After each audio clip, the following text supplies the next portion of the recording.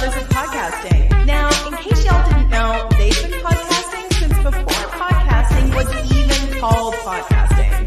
Archives of this show are available on every major podcast provider, and you can find video archives, merch, and more on their website, godfathersofpodcasting.com. Now, here are your hosts, two guys who've been broadcasting online since 1996, the Godfathers of Podcasting themselves, Donnie DeSilva and Chris Tidwell.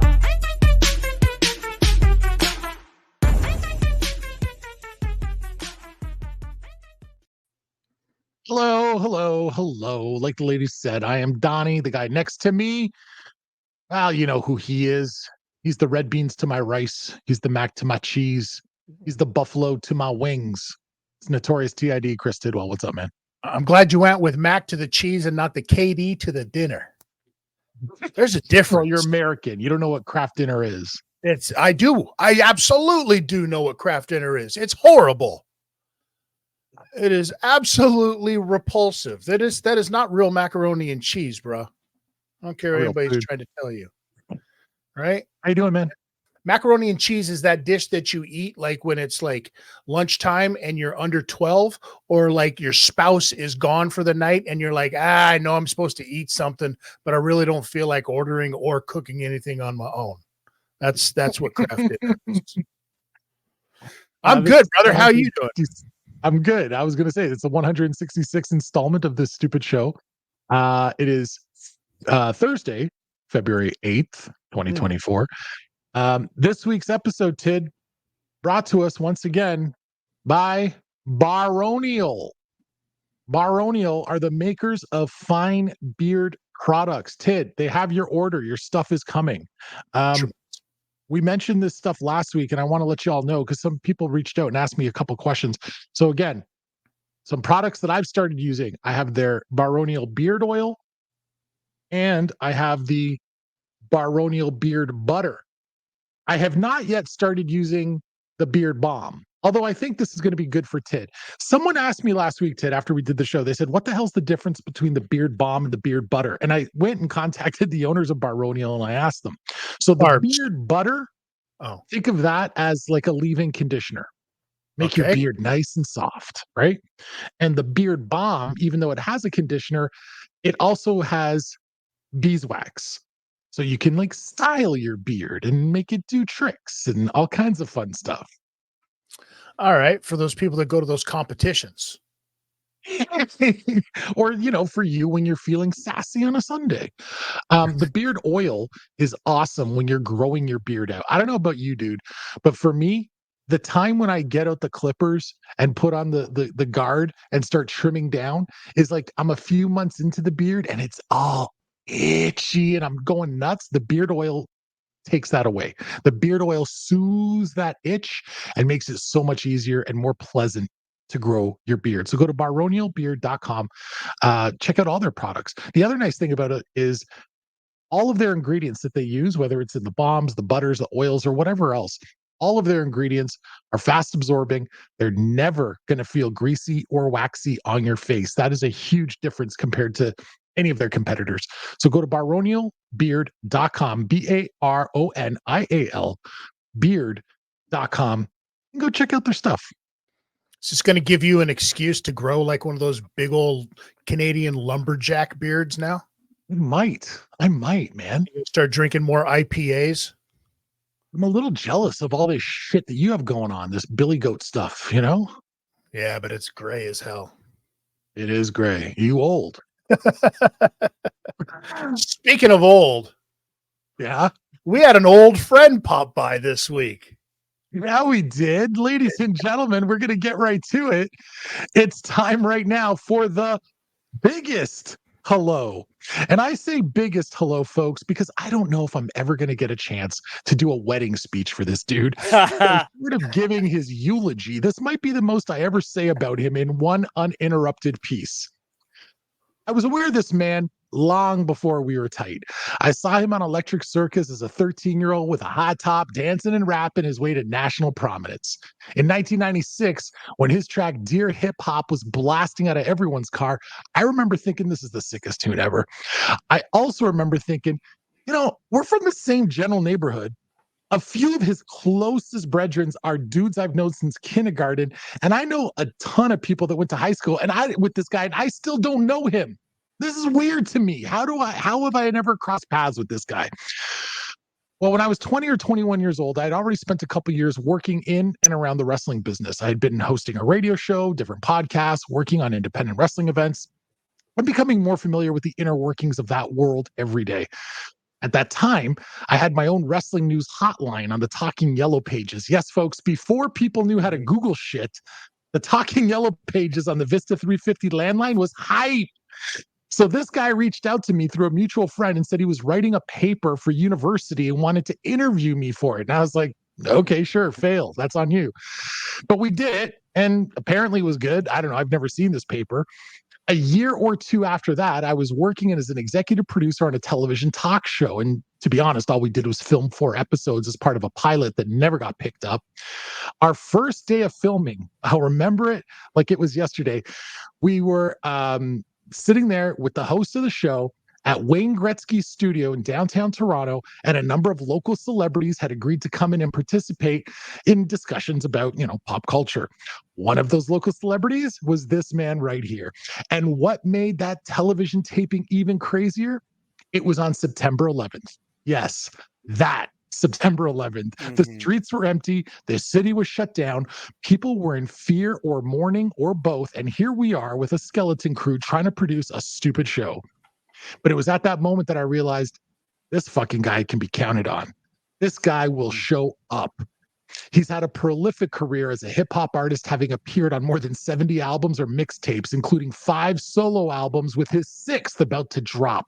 More on that in a second. It was 18 years ago this week that I embarked on a journey with this guy, hosting a wildly irreverent podcast that my man Tid and I, our Tid was a key part of as well. That show was insanely popular and helped introduce his music to a whole new fan base. In 2020, he was a co-founder of this dumb show, along with myself and the Notorious One, before needing to step away to focus on his career in the entertainment world. And yeah, I phrased it that way because he's not just a musician, he's a full-on entertainer. He made the transition into the acting world, having appeared in a ton of commercials, TV shows, and films. His work on the CBC Gem short, 40 Parsecs and Some Fuel, showed that his acting chops had gotten so good, he was able to effortlessly pull off a one-person show. Impressive. The only problem with a one-person show is you ain't hooking up with anybody at the cast party. What else can I tell you? He's a pescatarian with a weird obsession with the number 10. He's an obsessive, compulsive cleaner who will bring slippers to your house anytime he rolls by. Oh, and most importantly, he's a proud father to a beautiful little girl who was also the inspiration for an entire record that he released and she was featured on. And as I said, his 6th album, entitled Vigilante, is about to drop, and the first single comes out tomorrow. Is that enough build up? Y'all get now that we got a little history with this dude? Look, if Tid is the red beans to my rice, this guy is the ackee to my salt. You feel me? Ladies and gentlemen, just like Jordan, he's putting on a show. Give him a mic and watch the man flow. When it comes to lyrics, he's a total pro. Is he the best in the biz? Man, you don't know. You want big tunes, he gonna cleanse your soul. Now, bun winter sports, because this dude hates snow. But he loves his FIFA even when Spain's low. He thinks milk is poison. I say, whoa, whoa, whoa, whoa. Only poison is that girl, said Belle Bivin DeVoe. And like Michael Bivins, he got a little baby fro. His hair can get big, but my man don't grow. He hit 5'6", and that was the plateau. Come down and slow your damn roll. Enough of the roast. Give it up to my bro, the vigilante himself, the one, Danny O. Bro, man, I sat on this show with you guys episode after episode after episode, watching all of our guests just lose their minds over the big hello. You're always quoting how you've given them the greatest intro in all of interview history. Dude, I have so many jokes I wanted to retort with, and I'm like, nah, let him do his thing. I was waiting for the rap. You did it. That was the best intro I've ever received, bro. And I'm honored to finally get one for myself. I missed you guys. Thanks for having me back. Dude, that was amazing. I appreciate it. That's hilarious. And the most personal intro by far, bro. Like, Yeah, nobody got any of those except for the three of No, us here and maybe a for handful sure. of people, right? Yeah. Like as many interviews as I've done in my life, I don't think slippers has ever come up. You know, I'm You know? surprised you'd even go further with the personal hygiene talks. Yo, like I you was have waiting. in I the was past. waiting for the ass. I was waiting for the ass washing. I was waiting for the ass washing to come Hey. in. Yeah, I'm fresh as can be right now, guys. I thought about how far do I missed want to this. take the, but you know what? Part of me debated, right? Oh. When I was preparing the intro, I was like, now do I go in with a bunch of really inside shit or do I play this like we've never met? Nah, You know, which that I was thought would have been proper. funny. Yeah, Um, no, that was proper. And obviously all of the stuff you said before, dude, I'm honored. Yeah, like I said, there's always and I know this is true for Tid too, like a Rolodex of jokes ready to pop out at any second, man. But I'm glad I stayed silent, let you do your thing. Probably the nicest you've ever been to me in the 20 plus years we've known each other. So I'll even take with it. the roast. I'll take with even, yes, absolutely. Even Yeah. with. So I'll Well, take that was a combination of those 20 years. All the nice things. Yeah. You just put that out down into 4 minutes. He was waiting for it. He saved it up. 2 decades of disrespect, and he figured this is the one day. Right. Now go ahead, Mr. Teacher of Hip Hop School. Tell me how shit my rhyme scheme was. Tell me how my bars didn't line up. I saw Tid counting the bars there, so he knows what's up. I gotta tell you, I was so into the lines and just getting jokes off of it. I didn't count your bars, so I can't grade if they were a multiple. Was it a multiple of 4? You should know how many bars you wrote. Of course. Okay, good. Well, you passed, man. You Oh, taught by me the well. way, speaking of pass, A+ on that essay. I know I still have it in my closet. I kept my essays from university. That was an A+ essay. And yes, that is how we met. That's crazy. It's another thing I was 2001. going to throw into your intro is the fact that on top of all of your other bizarre personality traits, you are, along with my late father, maybe the 2 biggest pack rats I've ever known in my life. I don't think you're aware of the fact that shit can be thrown out. It's funny you say that because it's weird to be both in the neat and tidy category as well. Right. I'm like the neatest hoarder on earth, bro. Facts, my place is pretty clean with the exception of I got like CD and record boxes and books piled up and a lot of stuff packed away in boxes and put away. So it's neat, but there's a lot of shit that I could get rid of. But I'm glad I have those essays though, including that one you mentioned. I got to pull that out soon. A+, baby. Essays, his dreadlocks are sitting in a Ziploc bag somewhere. Facts. Yeah, that is true. And of course, all my music, which is, my prized possession. You know what it is. You know what it is. This guy's going to open up his own museum for himself. He's just going to be like the Liberace of Scarborough. I don't know who would want to come and see that though. Just wait till this album drops, man. Everyone's gonna lose their shit. Yeah. That's so let's talk definitely about the plan. I hope. Let's talk about that. Sure, man. Why Vigilante? Well, bro, as you guys know, it's very interesting that's how we're gonna start off because it actually started during the time that we started this podcast. You guys know better than anybody the ways in which things happening in the world was impacting me. The 3 of us had a lot of off-camera conversations when certain things went down. Things like George Floyd's murder comes to mind. One of the top things that, this show actually started, during COVID. It was one of your ideas, Donnie, where you're like, yo, man, let's just get back and do a podcast. We're at home anyways. And throughout COVID, we all had an opportunity. We were all forced basically to stay at home and bear witness to all the things that were happening in the world via the media and social media. And a lot of things were really getting at me. So much so that I had issues even coming on the show because I was in such a bad mood. You obviously will remember that with respect to some of the things we had to talk about. So as you guys know, I mean, we could be here all night talking and I still won't be able to express myself better than I think I do in my music. So the Vigilante is essentially a character almost consider it like I almost visualize myself as this sort of anti-hero in a comic book or a movie that can murder and kill all the evil that exists in the world. And you guys obviously know this show is also home to us talking about things like Dexter. When Dexter New Blood came back and they finally finalized that series, that was the beginnings of my mindset. And like, I want to do something Dexter like musically.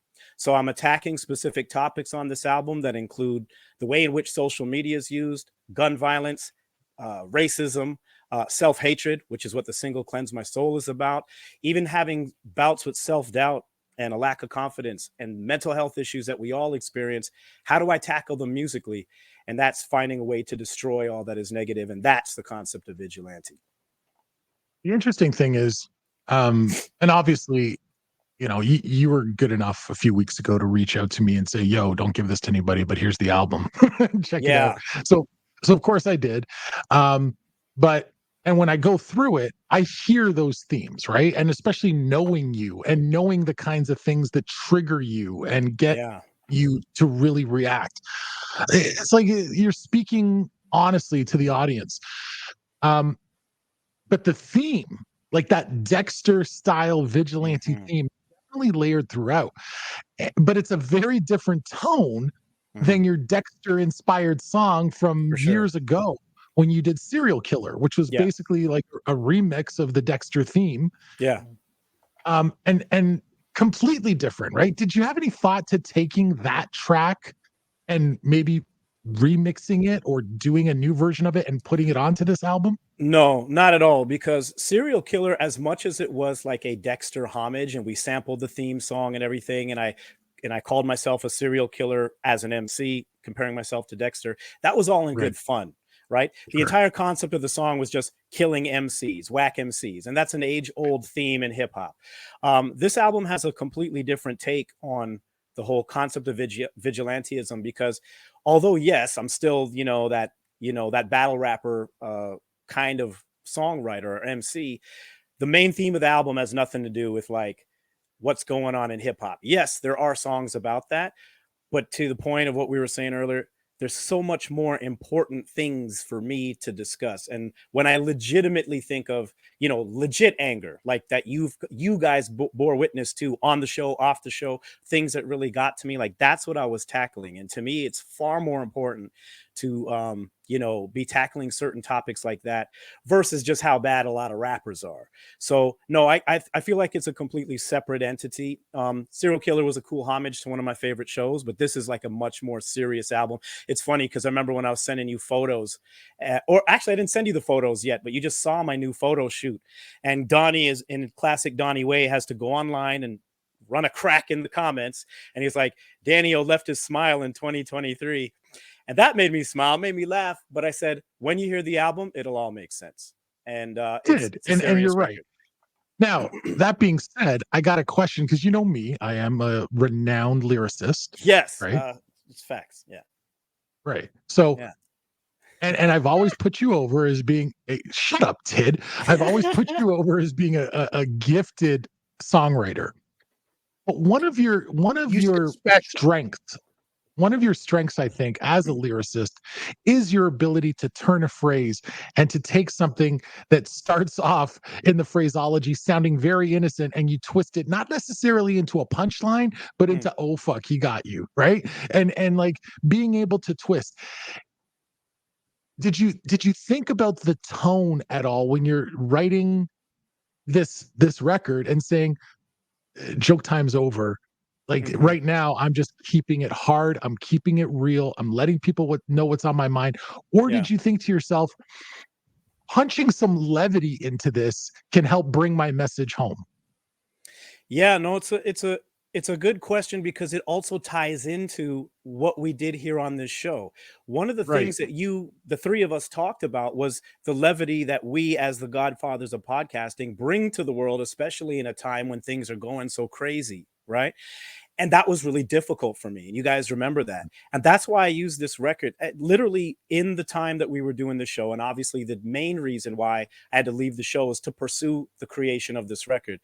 It's all serious all the way through. I considered whether or not it'd be a lot. Like, it's a lot to consume in the span of, it's a 40-minute project and there's a lot to take in. But honestly, it kept me really focused, man. I don't think I've been more focused or more adamant about what I'm saying on a record than I was. It's like it took me my whole career to come to this. Like, I really feel like this is the one for me. And I feel that way with every record, but this one is like really that way. So no, I wasn't pulling any punches. There are no jokes, you know, like, as much as I have fun with it, and there's some, I mean, I believe, and you've heard it, you know, there's records to enjoy. It's still a hip hop record for hip hop fans who will enjoy it for the musicality and the lyricism. But topic wise, yeah, it's like what I struggled with on this podcast, I put my energy into this record, because as you guys know, we had to share. It's three voices, right? When we were together. And I said this to you off air. I remember going, like, it's only fair that the three voices get their spot. I know it's not the Danielle show, but when I made this album, it was all me doing it my way. And I knew this is how it had to be. So from the production choices to the delivery to the content, it was all like very focused on that energy. The interesting connection that I see there, okay, and maybe this is part of the connection that you hadn't even thought about consciously. I don't know. Maybe you have. I remember when we were doing a podcast and something big happened in the news that really pissed you off, right? And the three of us would get together for a production meeting and say, so what do we want to talk about? Right. And you would get hot and you'd be like, what the fuck you mean? What do you want to talk about? There's one topic. Yeah. Right. And then Tid and I would be like, but Dan, we're not going to talk about an hour about one topic. Like, you go on the news, they cover other stories, and you're like, I don't give a fuck about nothing else right now. Right. And so it reminds me a little bit of the production of this album. And then I can take it back a step. Your last album was really dedicated to your daughter. 100%. And being a father. And this album is dedicated to your outrage with shit in the world. You could look at Book of Daniel and go, hey, the theme of that whole album is I'm the fucking best. Right. Every album that you've put out seems to have one core theme. Is that intentional, or is that just where your head is at the time of writing? It's both, but you're absolutely right. I no longer like, the only main difference I would say is back in the Book of Daniel days, which is crazy because Tid's going to laugh at this one. You know me and anniversaries. It's February. So the Book of Daniel came out in February of 2000. More time has passed since that album came out than the age I was when that album came out. Like, that's how crazy this is. So although it did have a theme, to your point, it's just I'm the best MC. Like, I was trying to prove that on every song. And I don't think I really fully had developed my songwriting capabilities yet, because I understood verses and choruses, but ripping the mic was the objective of the majority of the songs. Back then, though, I was writing rhymes all the time, freestyling with the boys. These days, I don't have time to write raps for writing rap's sake. There is a focus because, my energy is in a specific place, my current vibe, my natural, how I feel every day. That's what inspires me to write these records versus, I just need to sit down and write a song. It's funny, I was watching with Melina earlier today. One of her favorite sitcoms is Full House, and I got her, the series for Christmas. And, Uncle Jesse was a musician. And in this particular episode, he's in the basement in his new basement studio trying to write a song. And he's so frustrated because he can't come up with one. And he just has to come up with a song because the label that's going to sign him wants one. And I say to Melina, I never write songs like that. I have never sat down and go, okay, I got a couple of hours. Let me think of a song. That's never happened, but it definitely doesn't happen now. Songs happen because something truly hit me. And to your point, I'm either upset about it or elated about it.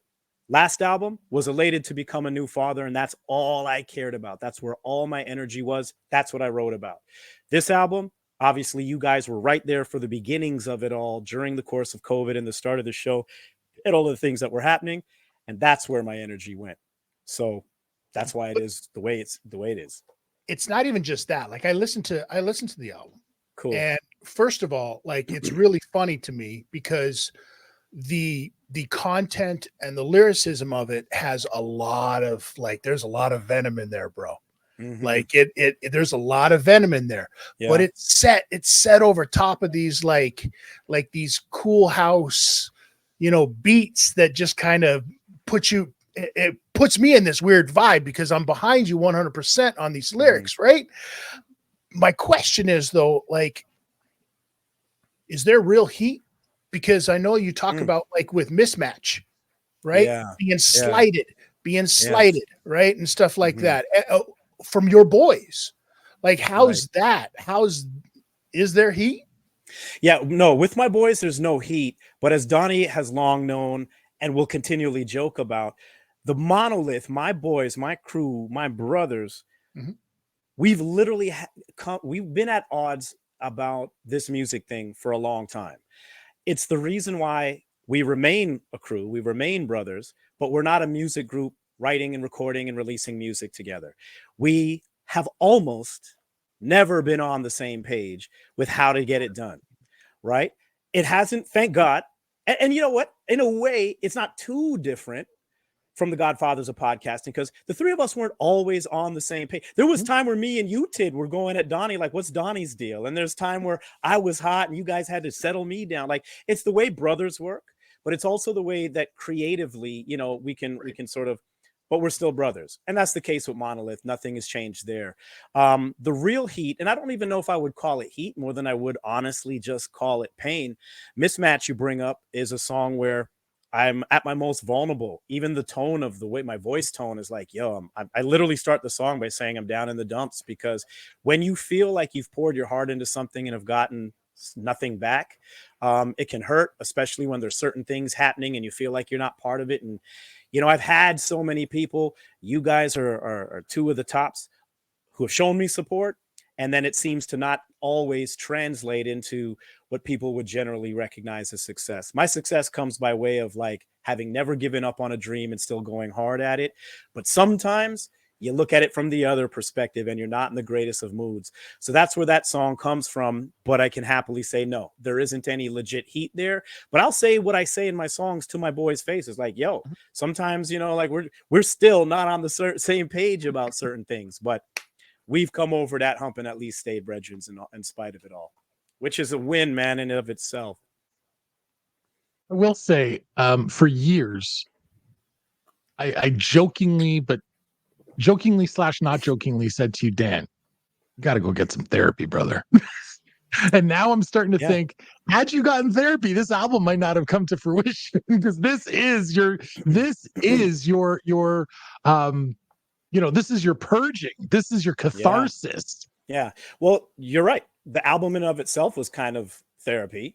But, you know, it's interesting you say that, and you know this because of us speaking about it off air, but I'll happily say on air without any shame, start therapy, yes, is that I did start therapy a year ago. And I was, you know, just as recently as last week, I had an appointment. And I think that one of the main benefits, and I will credit you, and you deserve this publicly, I will credit you for being at times my best therapist, because some of the talks that we've had, you'd share with me what you've gone through, but you also help put things into perspective that I didn't even think about, bro. And just things that you would bring up about my past. I was like, dude, I didn't even think about it that way. But when I think about it now, there's some truth to that.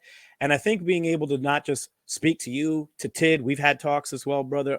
And of course to a therapist, this might sound strange, but I almost relate it to what I learned in my acting classes, because as an actor, you're actually taught not to bury emotions. You have to do the opposite and allow them to come out through whatever character you're portraying. So being honest with yourself is step one to being able to portray a character accurately. I think it's also step one in obviously being able to overcome a lot of mental health issues, because the one person you can't lie to is yourself. So being able to really, you know, when you brought stuff up, bro, and I'm like, yeah, that's true. Let me really consider these things, as opposed to, you know, the worst thing you can do is nah, bro. And you just, you say no to everything. Like nothing is true, when it's like you look yourself in the mirror and be honest about what you're seeing or legitimately feeling. It's the first step to helping you overcome those things. And the album was a big part of that, because yes, I did use it as my therapy to, like, as Tid said, man, to get that venom out. And it felt great doing it. I hope I'm not pulling the curtain too far back, but I do want to share this story because I think it's helpful to anyone who's going through a similar process right now in their mental health journey. So Dan, about a year ago, like he said, started going to therapy to, talk about things and things in life that were difficult or whatever, right? Like we all should be doing. Yeah. But he calls me on the phone, and it's one of my favorite conversations I've ever had with Dan, ever. He Okay. calls me on the phone and goes, "Yo, guy, when is this therapy supposed to start working?" Yeah, I remember that. And I said, "How many sessions have you had?" 3. And I feel nothing. Right. Yeah. And I'm like, dude, your therapist still doesn't know who the fuck you are. Right. Yeah. And Yeah, I and so remember we that. talked, and I remember we were on the phone that day for like 2 hours or something, just Mhm, trying to discuss what this journey is going to be like. mhm. And even now, when I talk to you, I can tell you're in a better mental space. Oh, for sure. Yeah. I remember that conversation too. And believe me, bro, there's been tons of conversations I've had with others where I will bring up that circle of influence, circle of concern conversation that we had. And I haven't forgotten that, because what you definitely, and it stuck with me, definitely told me and got me to remember, is that there are certain things you cannot control. So, i.e., the weather, right? Who the Raptors are trading for. Like, I can't control these things. And certainly I can't control the actions of others. And as you both very well know, I've had people in my life say certain things, do certain things to me, or whatever. And yeah, it has definitely impacted my mental state to the point where, I would have turned into Dexter a long time ago. And I yeah, when used you to get really angry over uh-huh, things that were outside your circle that were of influence. correct, couldn't control those things, but what you can control is your reactions to them. And I started really paying attention to that knowledge, man, that you dropped on me, bro. So, putting my energy into this music, which obviously you guys know is my number one, I guess, source of self-expression and my favorite thing to do. And yeah, just the fact that I was able to complete it, obviously with your blessing and support, leaving the show wasn't easy, but I knew I had to focus. And so being able to do it not only helped me finish a record, but thank you for saying so, help me get to a better place mentally, because it's one thing to complete a record, another one, which I'm proud of. This is album number 6 as a solo artist for me. And obviously I'm proud of that. But what I say, how I say it, I don't think it's just important messages for everybody to listen to that hopefully that they'll feel and get something from. But yeah, during the process of writing and recording it all and getting all of this out of me, yes, a hugely effective way, man, to to deal with a lot of the anger I was feeling, including the self-doubt Tid. Like I wouldn't normally have a conversation about the stuff I wrote about in that song outside of maybe the 3 of us or us talking on a one-on-one, because we're brethren and I can admit stuff. I have a hard time having those types of conversations with people I don't know, but I can put it in a song. And I don't know how to explain that other than to say I'll bear all in a song and feel so amazing after doing that. It's easy to explain. It's art. Yes, totally. It's the same thing. It's the same thing as an artist expressing his feelings, like a painter expressing his feelings on a canvas. Your canvas happens to be, a vinyl, right? Yes, and you express your art. Your paint is your lyrics, plain and simple. no Now, doubt. with that said, does this mean that we're on course now, that the next album is just going to be like club bangers or something like that? Is like, where are we going Yeah. next? I actually have no idea, because even I remember when I put out The Day It All Changed, and because that was my dedication to fatherhood and celebration of my daughter. At the time, I wasn't in any other place musically and creatively. This art, the canvas. So what was I going to put next on the canvas? I had a new blank one, didn't know what was going up, because that was my world, and she still is my world, obviously. But just creatively, I'm like, what do I want to say? Obviously, you guys now know what it was that inspired me to, get writing again. So the answer to that question is yet to be known, because whatever inspires me next, that's what it's going to be. This isn't to say that I'm Mr. Happy-go-lucky at the moment. I'm in a good place in life, but the issues, of course, that are on the album, they're not solved by a song. They're certainly not solved by various protests and all the things that have been going on. So there is ongoing struggle, and I'm sure it'll make its way into my music going forward. A couple quick follow-ups. Number one, I don't want you to ever feel any kind of way about the fact that you needed to walk away from this show. And I know that you're saying it was a difficult choice, but Tid was ready to fire you. Yeah, So one I hundred. want you to. Yeah. Yeah, he was done with your ass. I know. So enough of that stress. I'm glad that you were able to focus on what you needed to focus on. Mhm. Aside from that, I was going to say there's very few people in this world who over the course of 20 years, 25 years don't experience some level of emotional growth. Mhm. But you may have gone through the most emotional growth of anyone I've ever known. Wow. I don't think Danny O today would even be friends with Danny O from 25 years ago. Who knows, man? But what makes Like you if say you, that? I want you to finish that thought. well, I mean, I feel like back then, even with something so simple as your comment about, when we'd have our conversations and you'd say, I'm not shutting things down. I'm listening to what you have to say. Yeah, that's I true. feel like back in those days, you were a Yeah. lot more closed-minded. Sure. There was a I'll lot more conversations that began and ended with, I ain't trying to hear that. Mhm. Mhm. I feel like That's fair. there is a significant amount of growth and accountability, and I'm looking myself in the mirror and I can recognize who I am and what I'm not. Yeah. And I think that everyone like Tid is a completely different person than when I first met him. he was barely a functioning member of society back then. But like the amount of growth that you've gone through, like if we were to go back and listen to old episodes of our podcast, you're a different for dude. sure. You're 100%. a different dude. Yeah, I would cringe. Yeah. That's what I'm saying, Yeah, right? So yeah. you should actually take stock and sit back and go, fuck, man, life is all about the process. It's not about the destination. It's all about the journey. And your journey has been fucking crazy when you think about it that way. Thanks, man. Well, I mean, I would say the same for you, brothers. And for pretty much, I mean, we all got to grow. Not everyone will do it in the right direction, but we got to grow and learn from our experiences, our mistakes, our mishaps, our bad moments. And I think there's a lot of that I've learned from and grown from.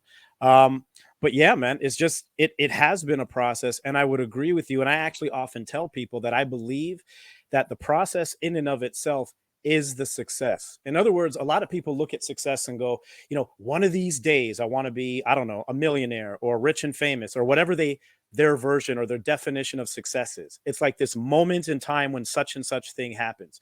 And I think when you do that, you forget that whatever happens between today and that time, whenever it is the process, is the journey. And you have to recognize each of those steps as part of the success, or else you'll never be successful.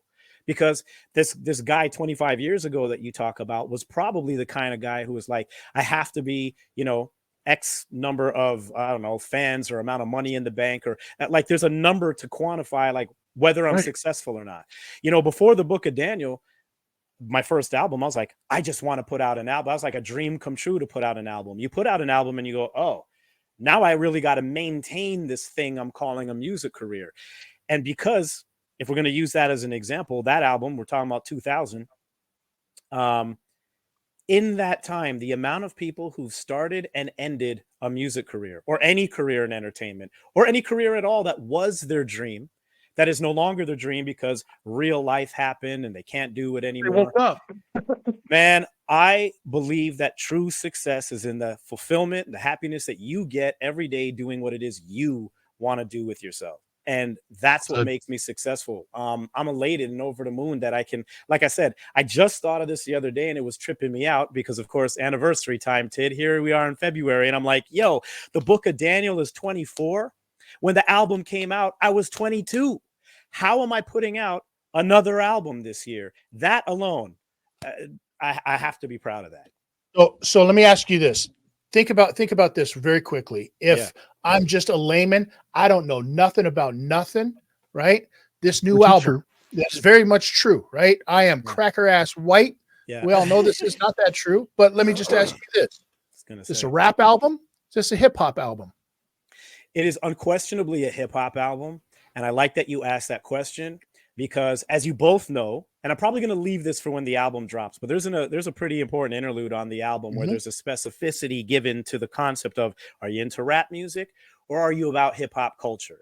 This is why I asked it. Yes, I sir. heard it. Yeah, absolutely. And what makes it a hip hop album, at least in my view, bro, is hip hop culture is such that, and I teach this literally, like I'm in school teaching this to students, is that hip hop culture, I firmly believe, is the most original you can be. The truth, being true to yourself and expressing something that's going to help the rest of the world, to elevate. You know, when hip hop started, the biggest records were records like The Message, which was a song about like the poverty stricken, neighborhood they were coming from and trying to overcome that, and how I can't take it anymore. I'm going to, don't push me off the edge, fuck the police. That's an anthem about, police brutality, to stop the violence movement, self-destruction, which is like maybe the best posse cut ever, unifying all these rappers to speak out against literally self-destruction, which is what the Cleanse My Soul record is about. And I know we'll get to that. So that's what makes this album hip hop, is where it comes from, the truth involved in it.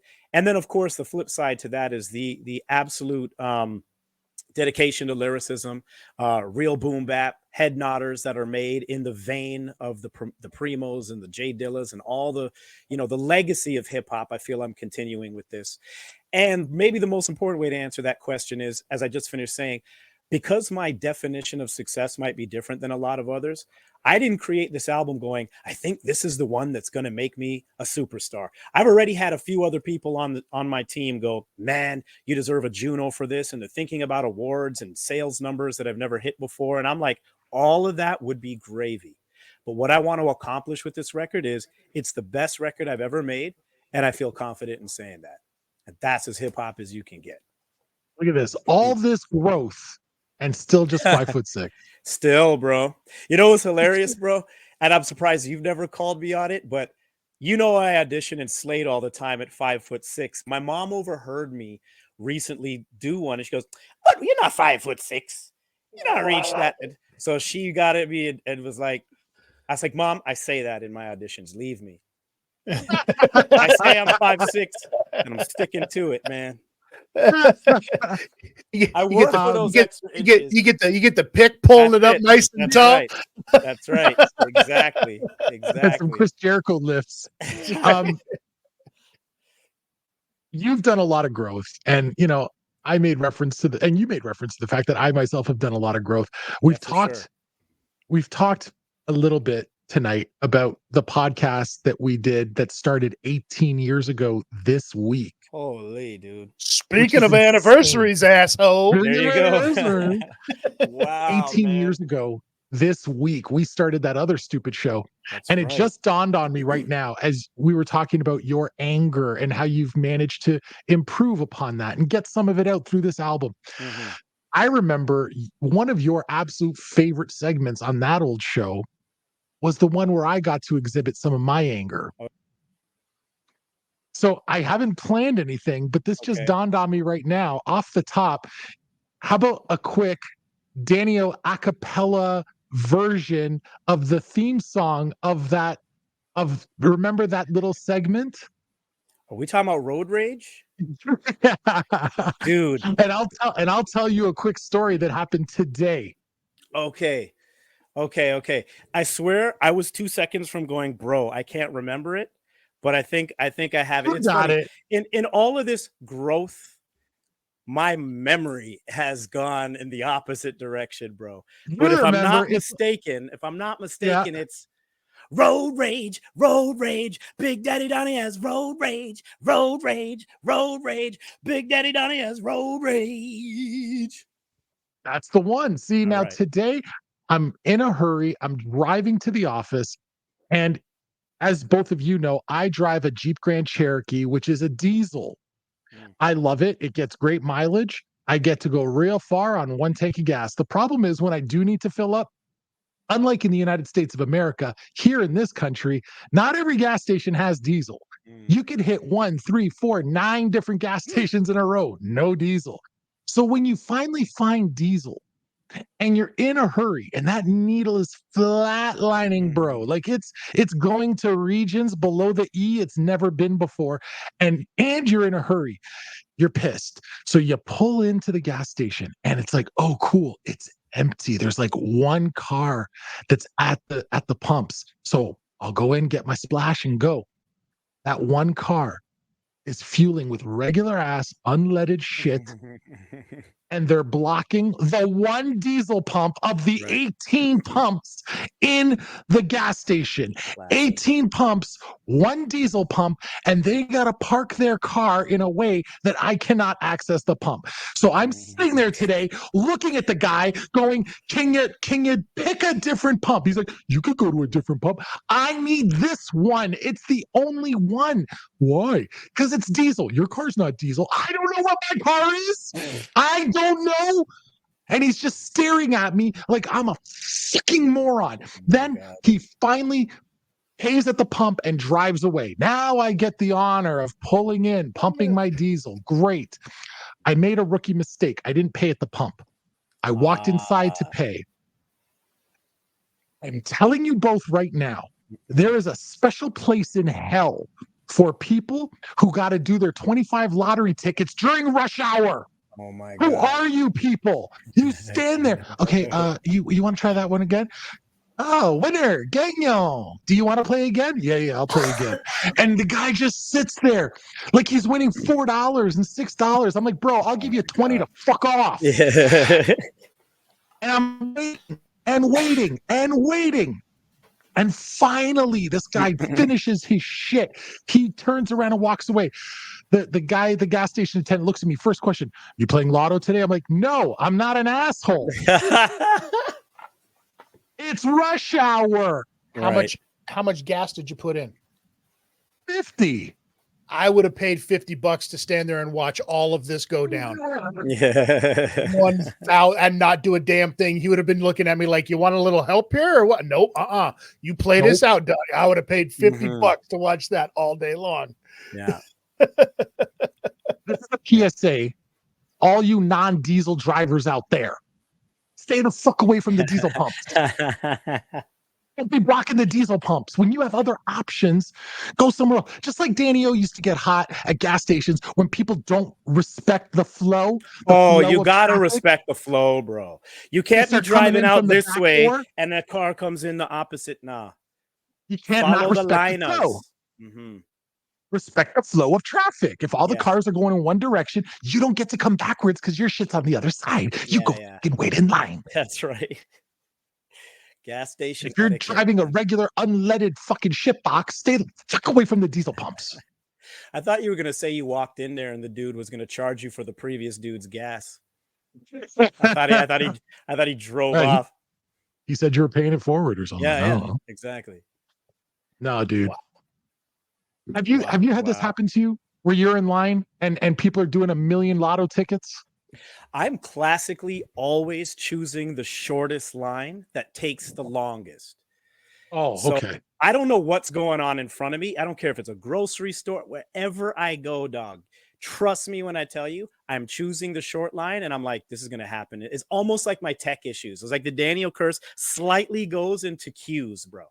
Everywhere I go, my line is taking long. And it's someone's got, like, it'll be the person with 18 coupons, or, oh, sorry, let me go and get another one. Whatever it is, I'm waiting longer than the person who is behind me who's now passed through the whole queue.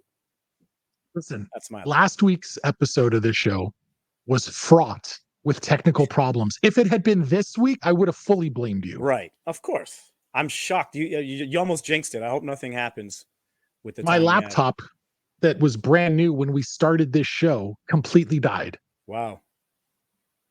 There is too much porn. That's obviously not enough. Gotta be but it. I had to go and replace this stupid thing. That $2,500 piece of hardware I bought when we started this show. $2,500 laptop? Yeah, guy, it was a beast. I got this one. I'm on a 4 Bills right now, working just fine. Yeah, because all you do is type and surf. It's different. Listen, I know because I know you pretty well. We've met once or twice. You don't give a fuck about football. But will you be watching the Super Bowl? I always find a way to watch the Super Yeah. Bowl. And I know your Niners are in it. I've been meaning to talk to you about that, bro. So congrats. Where's Tid's team? I know my Eagles brethren over there is probably not in the best of moods, but it gives me a rooting interest in the Chiefs, you know. So 100%. Oh, you dick. 100%. Yeah. Okay, This so is listen, I'll check it. This is the most non-watched Super Bowl ever if it wasn't for the fact of all of the like Taylor Swift drama, because these two teams all the haters are saying that. These teams are all the haters are saying that, but you know what? The Chiefs and the Niners faced each other a couple of years ago in the Super Bowl, and it was the 4th highest draw in the history of the Super Bowl. They will be fine, and the Swifties are coming out in full force. They'll be fine. They'll be fine. I mean, you have this modern day, this era's Tom Brady in Patrick Mahomes, so they're going to be just fine. He's good. He's really good. Like the Niners have their work cut out for him. Yeah, I would be surprised if it did have low ratings, considering that Swifties are going to be watching the Super Bowl this year. Yeah, the ratings are going to be insane. And here's the thing. 49ers are a slight favorite this weekend, which is surprising to me. I didn't think they would be, but, you know, they had a better record in the regular season. So I get why they're the favorites. I saw a really weird stat. Tid, you're the football guy. 16 of the last 18 Super Bowls have been won by the team wearing white. Crazy, right? Yeah. You see, racism just doesn't stop, bro. I'm telling you. Yeah, right. For all those fucking fluorescent green people out there. That is a racist. We had to. When we talk about stupid stats, the three of us have done this in the past where we talk about really stupid Super Bowl prop bets. So I want to throw some of them out at you guys and see what you would lay your money on. And see if we can help people out there that are trying to decide if they want to get in on these prop bets. First off, other than the fact that he was there when the Raptors won their championship, the Drake curse in the world of pro sports has become a real thing. People look at it like whatever team Drake is backing loses. Which team will Drake be wearing the jersey of on Sunday? Chiefs are minus 170, 49ers plus 130. So essentially, which team is going to lose? Is this a thing though? Is he slated to be there, or we're just wondering what he's generally backing, and that team is probably going to lose because of it? Yeah, this is whether where he is or not. Because wherever he is, if we could get him a 49ers jersey, that'd be hype. You know what? You don't even deserve it today. This is the nicest you've been to me, Don, and here I am ragging on your team. You know, I'll just say this. I don't know what Drake's backing, but I'll back the Niners, and it has nothing to do with you. You know, I always run for the team that hasn't won. You know, like the Chiefs, you've won enough times. You know, 49ers have never won one. Yeah, no. Yeah. Fuck that Joe Montana, Jerry Rice fucking duo. Not recently, I'm saying. The Chief. How many times has the Chief won in the past? What is it? Are they on a run of 5 years? They're like the Warriors of the NFL right now. Yeah, they've got a bag of rings. Yeah, fuck them. Yeah. Okay, this is a real prop bet. Will Travis Kelce propose to Taylor Swift during or after the game? No. No, he's not doing that. No. It's not on Super Bowl Sunday. Enough's enough. He's got to focus on the game. It's plus 210 for a yes. Yeah. No. How many times will Taylor Swift be shown during the game? Over under is set at 5.5. Over. Oh, over for sure. I think it's easy over. Yeah. She gonna be shown 5 times while fucking whoever it is singing the national anthem. Yeah. The only way that they don't hit 5.5 is if it's a low scoring, boring ass game and there's nothing on it, right? That's the only way. No, they're going to have to shoot. They're going to have to cut to her more if it's a low okay, here's the thing. Here's what you do is you take, if you're going to bet over 5.5 on the amount of times they show her, you absolutely take the bet that fucking Kelce gets over 5.5 catches. Because that's when they show her. Right. Every single time that dude gets a catch, boom, they show her celebrating. How hype would this be? What's the over-under on this happening, guy? Heel turn. Taylor Swift rips off the Chiefs jersey. She's a 49ers fan. Now that would be worth watching. Well, truth be told, she Down grew up 30. an Eagles fan.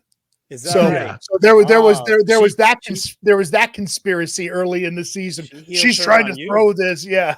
Right. Imagine Taylor Oh. Swift gets on the mic and goes, I actually came to see Black Birdie. Exactly. Yeah. They need I to mean, that'd be inject good a shit. little wrestling in there. Another prop bet. Will any player or coach, this one I like because it's got historical significance. Will any player or coach cry during the national anthem? This has happened not once, but several times. A single tear counts as crying. Tid knows all the players and coaches. I don't know how Who's the, sentimental who's these the biggest guys are. crier, Tid? I'm trying to think right now. No, neither one of these teams. No, there's no. Yeah, right. Nick Bosa is going to be out there balling during the fucking national anthem. Your head is shake. And no one's taking knees no more, right? Is that out from a long time ago? Is it banned in the league to take a knee during the anthem? No, I don't think it's banned or anything like Has that. anyone been doing it? No. No. Okay, so that's dead. I mean, they may have, but Right. but they're not showing any cameras on it. You know Right. what I mean? Gotcha. That's not the cause this week. So, yeah, not this week. So no bets on that one, I guess. Right. For anyone who's not heard the news, Reba McEntire will be singing the national anthem. Post Malone is doing America the Beautiful, which should be the national anthem. It's a better song. Really? Yeah, Post is coming up in the world, man. Who will the game MVP thank first? God, teammates, coach, family, team owner, or fucking nobody? God's the God is classic the go favorite to. at 3-1. Yeah, I would It's take always that God bet. first. Yeah, think about who's going to be. It's either going to be Brock Purdy, Patrick Mahomes, or Right. Travis Kelce. That's true. You got to Because think about Patrick who it's going Mahomes to will be thanking God before he gets to the podium. be. Right. Right. Yes. Yeah. Yes. Is there a bet on whether or not black people are going to start getting fades because Kelsey created the look? Travis Kelce haircut. I was just reading an article about this. Is the most requested haircut Oh in my North God. America since the Rachel from Friends. It's so insane to me that they could look at him and go, "He came up with that." That's Right? the, Got a that's the trap. fade. Yeah. And what do Respect they to think- him though? He came out and said, "No, I didn't come up with this." Okay. And what do they think it's going to get you? Like a rake white girl with no ass? Right? But she rich. Mhm. So's he. He's Give a fuck. Yeah. back in bank, man. I'll tell you that much. Yeah, it should be a fun game. I'm excited to see my 49ers win another Super Bowl. I think that'll be a lot of fun. There's no bets on who Usher is bringing out. Are you guys hyped for that? There are bets on that. There's even bets on there's even weird side bets like how long will Post Malone's version of America the Beautiful be? Okay. Right? More or less than 90 seconds. That's a good payout, actually. There's even stuff like I heard Howard Stern talking about there's a prop bet on what will Usher be wearing. Okay. And Howard's like, I should just call the motherfucker and make some money. Right. Yeah. Yeah. Like, hey, what are you gonna wear? You It know, is crazy how the Super Bowl turns into this spectacle of any and everything other than football. Like, why are people talking about these things? They're up to $7 million for a 30-second spot. $7 million now, eh? That's Sure. always the big deal on Super Right? Bowl Sunday too. Wow. It's yeah, unbelievable. it's the trailers, Crazy. all of man. that, right? They all That's what everything- they all need Jesus. Every one of them. They all need a little bit of and I'm Travis so- Kelce haircuts. we mentioned Post Malone, and I cannot anymore think about Post Malone without thinking about an artist that I mentioned last week. Dan, I talked about this on last week's show with our guest Cassie De Silva, and I'm sure that you probably have not checked out this artist yet.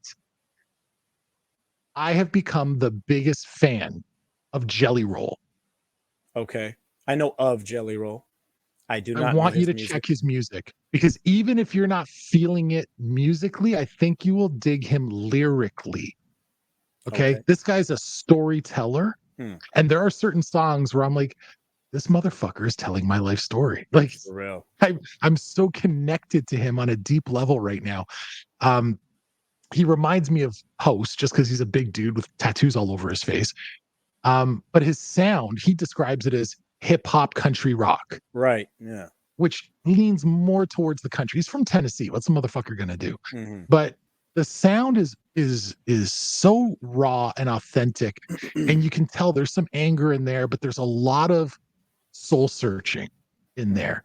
He wrote a lot of that record when he was in prison, and he Okay. talked about changing his life and warning his wife that he's no fucking good and she should find somebody else and all this kind of stuff. It's really deep, dude. And Tid and I talked about this on last week's show, that he recently stood in front of Congress and talked about I how saw that. every single day, I forget the number, but it was like 190 people or something like that die of an overdose in America every day. Right. And he goes, and no one cares because Right. they're druggies. If 190 people died every single day of anything else, there'd be outrage. Mm-hmm.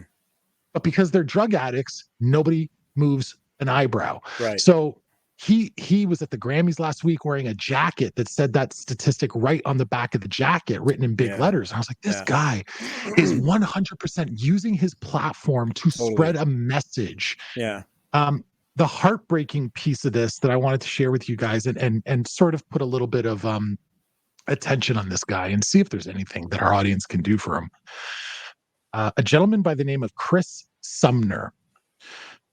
I saw him post on something. I can't remember if it was on Jelly Roll's page or his wife's page, but it was on one of theirs. And it was a photo of Jelly Roll with the jacket that said the statistic on the back. And this guy wrote, "My 7-year-old daughter died last year because her mother touched her while she had fentanyl on her fingertips. And the fentanyl soaked into the baby girl through her skin and fucking caused cardiac arrest and killed her." Oh my God, man. I reached out to this guy and I've been in touch with him. I want to have him on the show. He's an unbelievable person. And like, I went to his Instagram page. The first thing I see is a photo of his daughter's casket, on the back of a horse-drawn carriage. And he posted a photo yesterday on his story of her gravestone. He's like, "It's ridiculous. This is how I have to visit my 7-year-old girl." Yeah. And you as a father whose whole world is your daughter. Like, when I went through his Instagram page, bro, a lot of the shit reminded me of the way that you post, like everything was hashtag the name of his child. Everything was, hashtag Charlie girl, hashtag Charlie's day, hashtag, I love Charlie, everything. Right. Mm-hmm. Now this poor fucking guy is torn to bits. That woman who was his ex is sitting in jail awaiting trial. I hope to God she rots.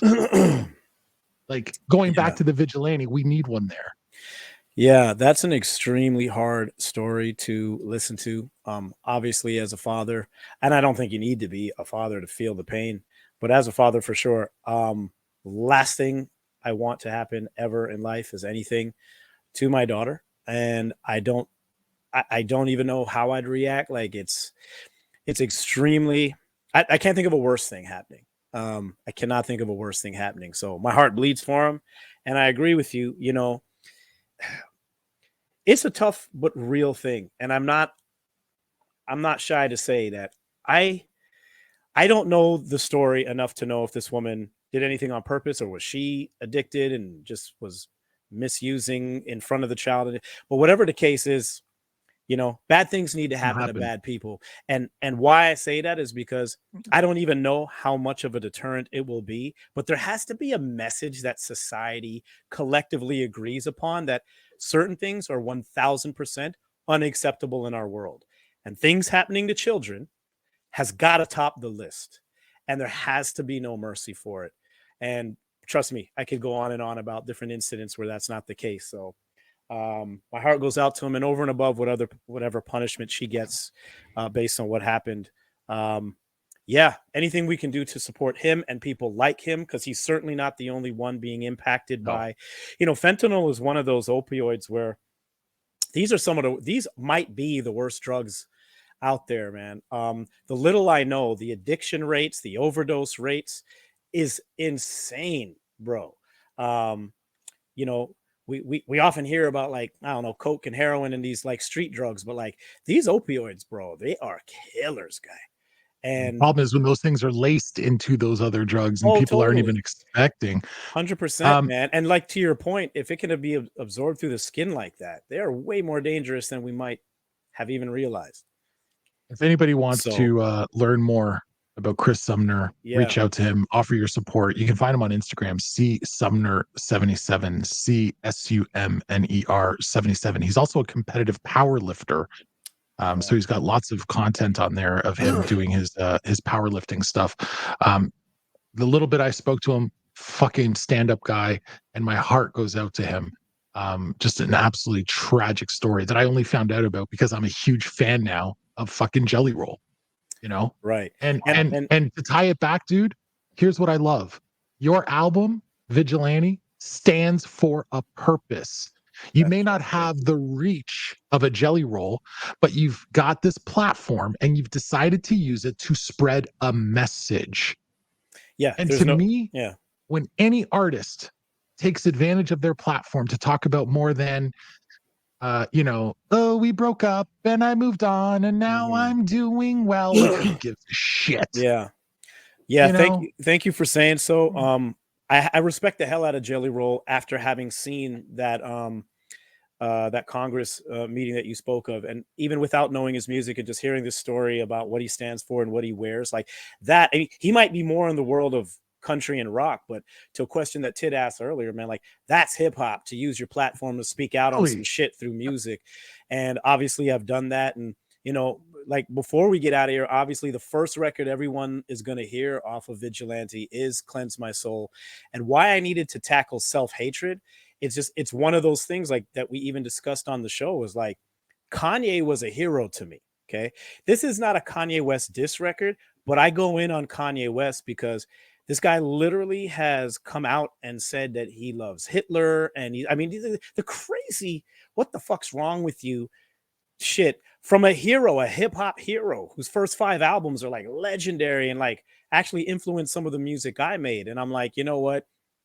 You got black cops killing black people. So before we even get into racism, one of the worst things about racism is when you turn it in on yourselves.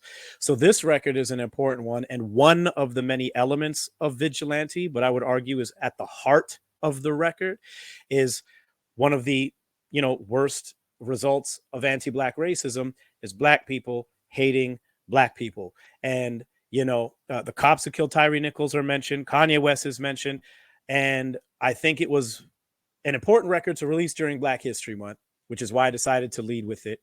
It doubles as a bucket list record for me because Master Ace is on it, and he's been one of my favorite rappers since I was literally 11 when the Symphony came out. And we talked about Posse Cuts earlier. Master Ace, Craig G, Cool G Rap, and Big Daddy Kane. And now I'm on a track with Master Ace. So this is a big one for me, not just because of how it sounds and who's on it, but what it's about. And drops tomorrow, like you said, February 9th. That'll be the first taste everyone gets of Vigilante, and I'm very proud of this record. Shouts to Century, who's on it as well. Yeah, we love Century, former guest on this show as well. Big time. When Vigilante, not Vigilante, Vigilante is the name of the album. When there it is in the background. There it is. When Cleanse My Soul drops, where the hell can people find it, Dan? Everywhere that music is streaming. So we're talking about Spotify, Apple Music, Amazon Music, Tidal, Deezer, wherever your streaming platform, whatever your streaming platform of choice is, Cleanse My Soul will be there. My first single in a few years, featuring Master Ace and Century, produced by Charisma, aka Skiz, my brother from the Monolith. And I would argue, if not my best, my most important record, certainly one of my favorites ever. And yeah, like I said, probably the most important message I've put on a record maybe ever. Do you have a date yet for the release of the full album, Vigilante? Yeah, we did. It's going to be this spring. It's an April release that might get pushed back to May, only because we have a couple of other things in store. And I hope to be back on the Godfathers of Podcasting to discuss them, because on top of everything that I said about how much went into this record, content-wise, music-wise, and everything else, there is a marketing plan for this record that we are just literally, as of this today, this week, rolling out, which might push back the album so that we can do something even extra special with it, including a party that will be in the greater Toronto area that when details come, you'll be among the first to know. So it will be either April or May, but definitely this spring, a Vigilante will be out. And Cleanse My Soul is just the first of several singles you will hear before the album drops. Last thing I want to say is one of your old tracks from way back in the day, you've got a lyric that says, to all the guys out there, if you're not on this record, it's because you didn't want to be. Yeah. Something to that effect. Yeah, I remember that. I know exactly what that is. That's on Inferno on See No Evil, Hear No Evil. There you go. Yes. I remember, Dan, way back in the day, I got you free tickets to WWF Access WrestleMania weekend. Yes. You and your brother, and we went and we got into a shouting match with Howard Finkel. We watched Brock Lesnar and Randy Orton's first WWE matches for an audience of about 300 people. I know. We had an amazing time, and your quote to me was, "Guy, I'm putting you in a track. This is the greatest gift ever." And it still ain't happened. That's and right. You said on See No Evil, Hear No Evil, if you're not on the record, it's because you didn't want to be. I'm just saying. But you were on that record, bro. For no reason. I see the album covers right here. You created it, so you were on that album, bro. I don't know what you're angry about. The whole Lion Dread bars, logo. yo. You didn't have bars back then. Let's be real. You know what it is? It's like Cody Rhodes right now. Everybody Right. thinks that the story ends on this album. Maybe the story for Donnie doesn't end on this album. Maybe it's the next album when Danny does those club bangers, right? He's saving the best for last, maybe. You gotta save them for when it's really special. Right. For when we do another episode and we're talking about, it's been 18 years since Vigilante dropped. Right. And Donnie's still not on this album. Well, we're probably going to have to wait a couple more because Tid knows me and anniversaries. We got to do a nice round number. 20 sounds better. That's right. Right. Yeah. Let's run a remember, he works in 10s, right? That's it. Yeah, Factors of 10. Correct. If you want to find him on Instagram, he's at Danio1010. You can also go to dan-e-o.com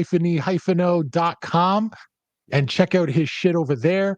Of course, like he said, music streaming everywhere, not just the new stuff. You can check out the old shit as well. Right.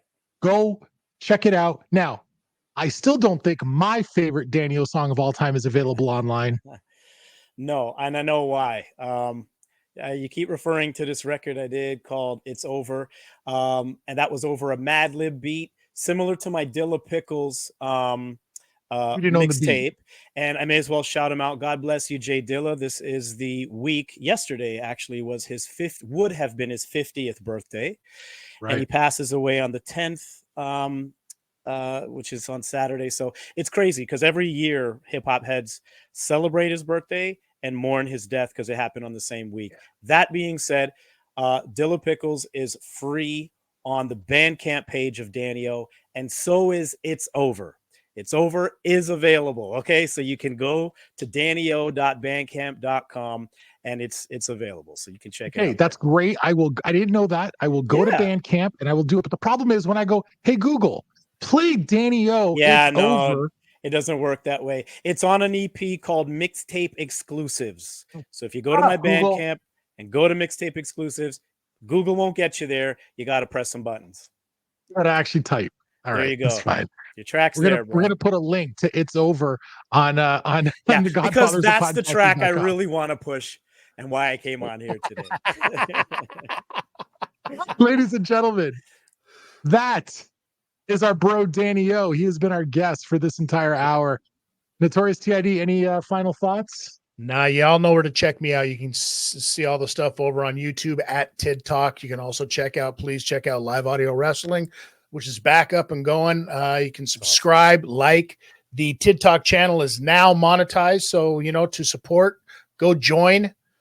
show the support there. And yeah, we're just having some fun. That's all. Congrats, My brother. Google speaker has been playing shit music in the background ever since I said, "Hey Google, play Danny." And now it started playing something shit, and I don't like legit some like I want to shoot my dog country music. I don't know why. Wow. I thought one of my joints came on. You're like, what is this? No. It wasn't even you. I don't. Google's retarded sometimes. I don't know. Thanks so much. Go to godfathersofpodcasting.com. Make sure you go to baronialbeard.com. Yo, I need some of that, man. Yeah, dude. Let me get you some beard oil. Please hook it up. Yeah. Make that shit soft, okay? It's looking a little itchy. Make that shit nice and soft. And I'll get you some of this too, Dan. Sounds good. I'll get you some leave-in beard butter so you can condition your shit. I'd appreciate it. And you're like OCD as hell. Once you try this, you're gonna be on the subscription plan. Okay. Sounds good to me, man. I'd appreciate it. And I definitely appreciate you, bros. It's been too long, man. Thanks for having me, and congrats on keeping this train going, man. Dope job. It's always an open door, brother. Whether you're a guest or you just want to pop in, you're always welcome. That's Tid. I'm Donnie. We'll see you next time. Fuck this shit, I'm out. Fuck this shit, I'm out. No thanks. Don't mind me. I'ma just grab my stuff and leave. Excuse me, please. Fuck this shit, I'm out. Nope. Fuck this shit, I'm out. Alright then. I don't know what the fuck just happened, but I don't really care. I'ma get the fuck up out of here. Fuck this shit, I'm out.